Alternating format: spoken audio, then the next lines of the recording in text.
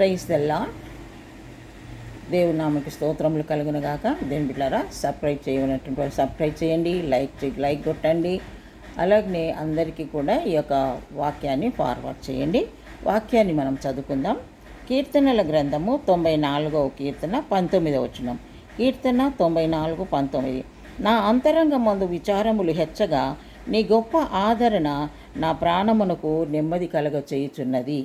దేవుని నామమునకు స్తోత్రములు కలుగునుగాక. దేవుని బిడ్డలారా, దేవుని సన్నిధిలో మరి నిజముగా దేవుని యొక్క వాక్యం మనకు ఎంతో నెమ్మదినిస్తుంది.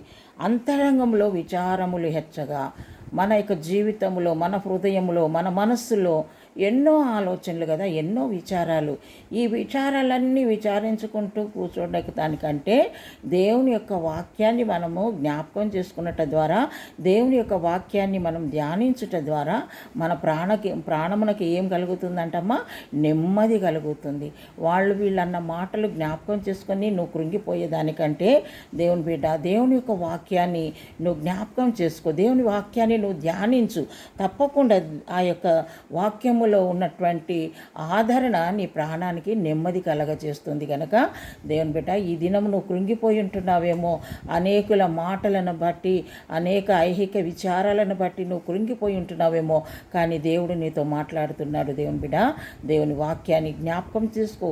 గొప్ప ఆదరణ నీ యొక్క ప్రాణానికి కలుగుతుంది, నెమ్మదిని దేవుడు నీకు ఇస్తాడు. కనుక దేవుని యొక్క వాక్యాన్ని మర్చిపోదు, దేవుని యొక్క మాటలు మీరు మర్చిపోకండి. తప్పకుండా జ్ఞాపకం చేసుకోండి. దేవుడు తప్పకుండా మీ యొక్క అంతరంగంలో ఉన్నటువంటి విచారాలను కొట్టివేసి దేవుడు నెమ్మదిని, శాంతిని, సమాధానాన్ని మీకు ఇవ్వబోతున్నాడు. దేవుడి కొద్ది మాటలు మన ఆత్మ మేలుకై దీవించునుగాక. ప్రభా, నీకు వందనాలు తండ్రి. ఏ బిడ్డ అయితే ఈ దినము కృంగిపోయి అనేకమైనటువంటి ఐహిక విచారాల ద్వారా ప్రభా నాయన నెమ్మది లేక ఉంటున్నారు, నాయన నీ యొక్క మాటలు, నీ వాక్యాన్ని జ్ఞాపకం చేసుకొని నా తండ్రి నెమ్మదిని పొందుకొనుటకు, వారి ప్రాణానికి నెమ్మది కలగ చేసుకొనుటకు నీ కృప అనుగ్రహించమని నజరేయుడైన యేసు నామములో ప్రార్థించి అడుగుచున్నాము తండ్రి. Amen. Praise the Lord. God bless you.